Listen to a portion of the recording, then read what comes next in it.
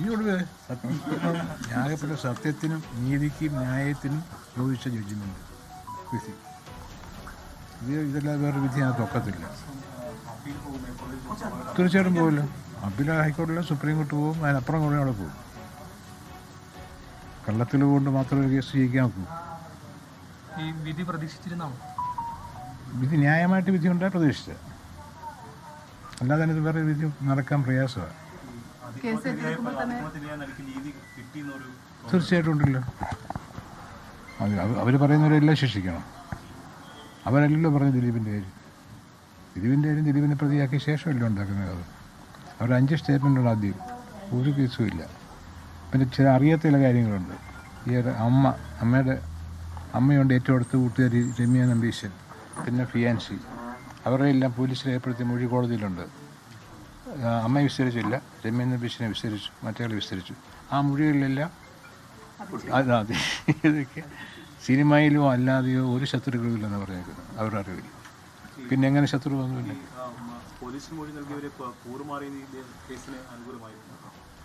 കൂറുമാറിയെന്ന് പറഞ്ഞാൽ കള്ളമൊഴി പോലീസ് രേഖപ്പെടുത്തിയ മൊഴിയൊന്നും സത്യമല്ലല്ലോ. ഒരു മൊഴി രേഖപ്പെടുത്താൻ കേസിന് ആവശ്യമായിട്ട് മൊഴി രേഖപ്പെടുത്തു, അത് സപ്പോർട്ട് ചെയ്തില്ലെന്നല്ലേ ഉള്ളൂ.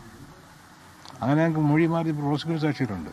ഈ ആദ്യ ചാർജ് കൊടുത്ത DYSP, അതിൽ FI സ്റ്റേറ്റ്മെൻറ്റ് രേഖപ്പെടുത്തിയ CI, അതിലാദ്യം ഇവരെ കണ്ട തൃക്കാക്കര ACP, അവരുടെ എല്ലാം മൊഴി മാറ്റിച്ചാണ് കോടതി പറയിപ്പിച്ചത്.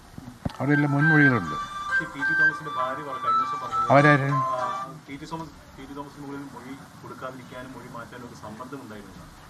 അങ്ങേർക്കൊന്നും അറിയില്ലല്ലോ. അങ്ങേരെ കൊണ്ട് എന്ത് മൊഴി പറയാനാ? അങ്ങേർക്ക് എന്ത് മൊഴി പറയാനാ PT തോമസിന്? തീർച്ചയായിട്ടും ഇല്ല. കേസിന് മൊത്തം ഞാൻ കേസ് നടത്തിയ ആളല്ലേ, മൊത്തം വായിച്ച എനിക്കറിയാം.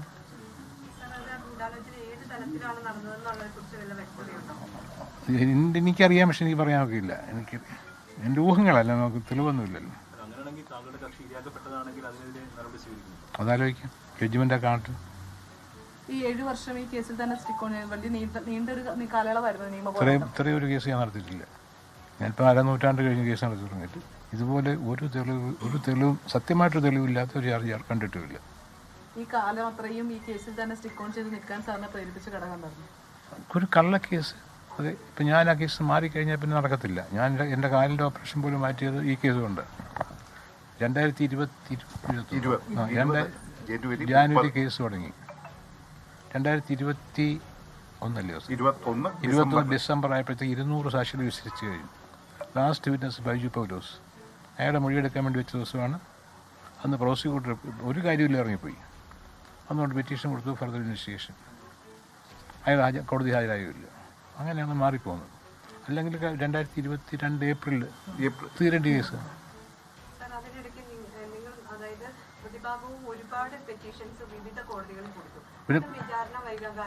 ഒരു കാരണമില്ല. വിചാരണ വൈകാൻ കാരണം ഞങ്ങളെവിടെ നിന്ന് സ്റ്റേ വാങ്ങിച്ചിട്ടുണ്ടോ? ഒരിടത്തും സ്റ്റേ ഇല്ലല്ലോ. പെറ്റീഷൻ കൊടുത്തിട്ടുണ്ട്, ഒരിടത്തും സ്റ്റേ വാങ്ങിച്ചിട്ടില്ല. ആകെയുള്ള സുപ്രീം കോടതി മാത്രം 7 മാസം ഡോക്യുമെന്റ് കിട്ടാൻ വേണ്ടി. അത് പ്രോസിക്യൂഷൻ അന്യായമായി പെരുമാറിയതിനെതിരെ പോയതാണ്. ട്രയലിന് മുമ്പ് ശേഷം സുപ്രീം കോടതി പോയത് പ്രോസിക്യൂഷൻ മാത്രമാണ്. ജഡ്ജി വക്കീലന്മാരെ ഇതിപ്പോൾ ഒരു പ്രതിയെ വേട്ടയാടി. ദിലീപിന്റെ വീട്ടുകാരെ, അവരുടെ സുഹൃത്തുക്കളെ, ഇവരെ എല്ലാം മോശക്കാരായി കഴിഞ്ഞിട്ടാണ് ഈ പോലീസിലെ ക്രിമിനൽ സംഘം അഭിഭാഷകരെ, കേസ് നടത്തിയ ജഡ്ജിമാരെ, ഇവരെ എല്ലാവരെയും അധിക്ഷേപിച്ചത്. ഈ ബാലചന്ദ്രകുമാറിന്റെ മൊഴിയാണ് ഈ കേസിൽ പിന്നീട് നിർണായകമായി വന്നൊരു കാര്യം. അത് ബാലചന്ദ്രകുമാറിനെ പോലീസ് ഇറക്കിയതാണ് എന്ന് തോന്നുന്നു. അതൊരു കൂട്ടുകാരുടെ ഭാഗം മാത്രമാണ്. അത് അന്ന് ഒരു തെളിവില്ലാണ്ടല്ലേ ബൈജു പോലീസ് അന്വേഷണ ഉദ്യോഗസ്ഥൻ മൊഴി കൊടുക്കാൻ പോയത്.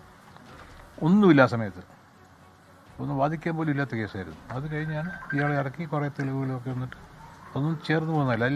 എല്ലാം ഡിസ്പ്രൂവ് ചെയ്തു, പറയുന്നതെല്ലാം കള്ളുവാന്നുള്ളത്. അത് പ്ലാൻഡ് ആയിരുന്നു. 100% പ്ലാൻഡ് ആയിരുന്നു. അതിന്റെ എവിഡൻസ് കോടതിയിലും ഉണ്ട്. ADGP ശ്രീജിത്ത് അത് ഞാൻ അങ്ങനെ ഞാൻ പറയുന്നത്.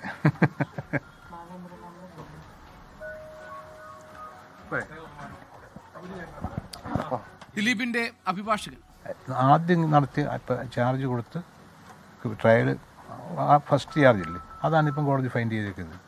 ആദ്യം അന്വേഷിച്ച് കൊടുത്ത ചാർജ് ഫൈനൽ റിപ്പോർട്ട് അതിലെ ആരോപണം കോടതി വിശ്വസിച്ചു, അവരെല്ലാം ശിക്ഷിക്കുകയും ചെയ്തു. 6 പേര്. ഏഴാം പ്രതി അത് കഴിഞ്ഞിട്ട് ദിലീപിനെ പ്രതിയാക്കുന്നതിന് മാത്രമായിട്ട് ഒരു സീനിയർ ഉദ്യോഗസ്ഥ ആ ടീമിലെ ഏറ്റവും ജൂനിയറായിട്ട് വൈദ്യുതി പോലീസിനെ അന്വേഷണം ഏൽപ്പിച്ചു. അവിടെ DYSPമാരുണ്ട്, SP-മാരുണ്ട്, എല്ലാവരും ഉണ്ട്. പിന്നാണ് ദിലീപിനായിട്ട് ഞാൻ കയറുന്നത്. ആ സീനിയർ ഉദ്യോഗസ്ഥരെ പിന്നീട് ആ കേസിൽ നിന്ന് ആ ചുമതലയിൽ നിന്ന് പെട്ടെന്ന് നീക്കിയത് സർക്കാരിന് ബോധ്യപ്പെട്ടിട്ടാണോ? നീക്കിയില്ല, എല്ലാവരും ഉണ്ട്, എല്ലാവരും ടീമിലുണ്ട്.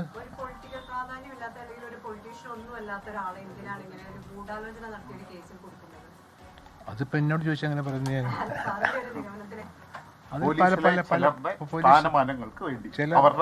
ഒരു സീനിയർ ഉദ്യോഗസ്ഥയ്ക്ക് പങ്കുണ്ടെന്ന് എൻ്റെ ഒരു വിശ്വാസം, തെളിവുണ്ട്. ദിലീപിനെ ടാർഗറ്റ് ചെയ്യാനുള്ള കാരണം എന്താണെന്ന് വിചാരിക്കുന്നത്? ആദ്യഘട്ടത്തിലും അവസാനം വരെ ലാസ്റ്റ് വരെ ഉണ്ടായിരുന്നു. അവര് പങ്ക് ഞാൻ പരമായിട്ട് സംശയിക്കുന്നുണ്ട്.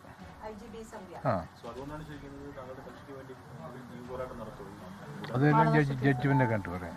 ജഡ്ജ്മെന്റ് നിങ്ങൾ ആലോചിക്കുക, ഒരു കേസിൻ്റെ അന്വേഷണം കഴിച്ച് വിസ്താരം 200 സാക്ഷി വിസ്തരിച്ച് കഴിഞ്ഞിട്ട് വേറൊരു ക്രൈം രജിസ്റ്റർ ചെയ്യുക, ക്രൈം നമ്പർ 6 എന്ന് പറയുന്നത്. അന്വേഷണ ഉദ്യോഗസ്ഥ പരാതിക്കാരനായിട്ട് ദിലീപ് കൊല്ലാൻ നടത്തുന്ന ഒരു കാര്യമില്ലാതെ ഒരു കേസ് കൊണ്ടുപോകും. ഒരു കാര്യം, എൻ്റെ ഒരു കാര്യം എന്ന് വെച്ചാൽ ഒരു തെളിവിലൊരു മെമ്മറി കാർഡ് ഉണ്ടാക്കണം. മെമ്മറി കാർഡ് റിക്കവറി നടത്തിയില്ലേ ഒക്കത്തുള്ളൂ. റിക്കവറി നടത്താൻ പ്രത്യേക കസ്റ്റഡി എടുക്കണം. അതിനുവേണ്ടി ദിലീപിൻ്റെ പ്രായമായ അമ്മയെ വെച്ച് ബാക്കി എല്ലാവരെയും പ്രതിയായിക്കൊണ്ട് ക്രൈം രജിസ്റ്റർ ചെയ്തു. എന്തുണ്ടായ കേസിന് അന്ന് രജിസ്റ്റർ ചെയ്ത് ഇപ്പം ഇല്ല, 3 കൊല്ലം കഴിഞ്ഞു. ഒരു അന്തിമ റിപ്പോർട്ട് കൊടുക്കാൻ സാധിച്ചിട്ടില്ല. ഒറ്റ ഉദ്ദേശം, ദിലീപിനെ അല്ലെങ്കിൽ ആരെങ്കിലും കസ്റ്റഡി എടുത്തിട്ട് വൈദ്യുതി പോലീസിൻ്റെ ഇതിൻ്റെ കോപ്പിയുണ്ട്, പെൻഡ്രൈവ് ഉണ്ട്. അന്ന് ഞാൻ പെറ്റീഷൻ കൊടുത്തു, ആ പെൻഡ്രൈവ് കോടതി ഹാജരാക്കാൻ പറഞ്ഞിട്ടുണ്ട്. ഇതിനു വേണ്ടിയാണ് വെച്ചേക്കൊണ്ടിരിക്കുക, അതിനുവേണ്ടി കേസെന്നും പറഞ്ഞ് ജില്ലാ കോടതി പെറ്റീഷൻ കൊടുത്തു. പക്ഷെ ഹാജരാക്കിയില്ല, അതിനുവേണ്ടി മാത്രം കേസുണ്ടാക്കി. പിന്നൊന്നും നടന്നില്ല. സാറിന് തോന്നുന്നത് ഈ കേസിലെ ഗൂഢാലോചന എവിടെ നടന്നിരിക്കുന്നത്? അത് ഞാൻ അന്വേഷിച്ചിട്ടില്ല. ഞാനിപ്പോൾ ഇതല്ലേ കാരണം ഈ അതിജീവിതയ്ക്ക് ഇപ്പോൾ ശിക്ഷിക്കപ്പെട്ട പ്രതികളുമായി വ്യക്തിവിരോധം ഉള്ള എന്തെങ്കിലും അങ്ങനെ എന്തെങ്കിലും ഉണ്ടെന്ന് പറയാനുണ്ട്. ദിലീപിന്റെ അഭിഭാഷകൻ അഡ്വക്കേറ്റ് ബി രാമൻപിള്ളയുടെ പ്രതികരണമാണ് നമ്മൾ കണ്ടത്. ദിലീപ് നേരത്തെ ഉന്നയിച്ച ഒരു ആരോപണത്തിന്റെ ഭാഗമായി തന്നെ അദ്ദേഹം ഇതിലെ ഒരു ഉദ്യോഗസ്ഥയ്ക്കുള്ള ഗൂഢാലോചന എന്ന ഒരു കാര്യം ലോകത്തെവിടെയായാലും ഏത് സമയത്തും 24 വാർത്തകളും ഓഗ്മെന്റഡ് റിയാലിറ്റി പാക്കേജുകളും എക്സ്പ്ലെയിനറുകളും വിശദമായി കാണാൻ ഞങ്ങളുടെ യൂട്യൂബ് ചാനൽ നിങ്ങൾക്ക് സബ്സ്ക്രൈബ് ചെയ്യാം.